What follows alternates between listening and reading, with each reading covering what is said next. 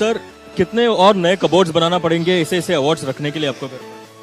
मैं सही बताऊं तो मैं अपने अवार्ड्स में ऐसे कबर्ड में नहीं रखना चाहता. मैं एक अलग स्पेशल चीज बनाऊंगा, not like a cupboard, but एक ऐसी शेल्फ बनाऊंगा, प्रॉपर कबर्ड नहीं बनाऊंगा. मैं कुछ और ही बनाऊंगा. अभी मेरे पास आइडिया नहीं है मैं क्या बनाऊंगा, but something different. That is spoken like a true winner. But Carrie, what does this award mean to you, and how is it gonna motivate you to create greater and new content for your audience?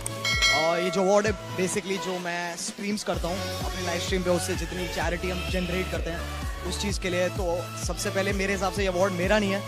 I think ये लोगों के लिए award है, because जितने भी लोगों ने मेरी स्ट्रीम के वक्त मेरे को डोनेट किया है ताकि हम या तो एक नेचुरल डिजास्टर हो या फिर कोई भी अटैक्स हो तो उनके लिए हम पैसे रेज करें, जिससे ओवरऑल हमारी जो कंट्री है उसको हम हेल्प कर सकते हैं. तो आई थिंक ये मेरे हिसाब से अवार्ड मेरा नहीं है, ये सबका है, मेरी पूरी ऑडियंस का है. ये लोगों का अवार्ड है, मेरा नहीं है. तो मैं अपने तरफ से एफर्ट्स डालने पड़ेंगे. पहले एक बेस बना लो. जैसे कि मैंने अपने चैनल के बारे में तब तक नहीं बताया था जब तक मेरे कुछ 40,000 सब्सक्राइबर्स नहीं हो गए थे. उससे पहले तक मेरे मम्मी पापा को पता भी नहीं था मैं क्या करता हूँ. जब 40,000 सब्सक्राइबर्स हुए तब मैंने मम्मी पापा को बोला कि अच्छा मैं ये सब करता हूँ. और उस टाइम के अराउंड मतलब YouTube की पहली पेमेंट आई थी कुछ मेरी, और वो पापा ने देखा, पापा ने कहा चल कर चलो बेटा.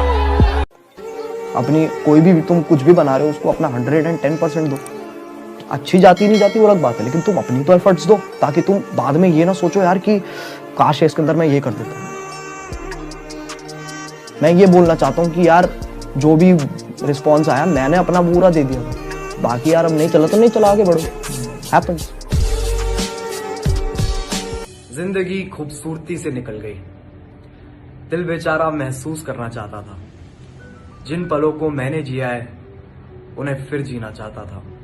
देखो डिप्रेशन और ये चीजें, एंजाइटी मजाक की बात नहीं है. ये फेज आई थिंक सबकी लाइफ में आएगा ही आएगा कभी ना कभी.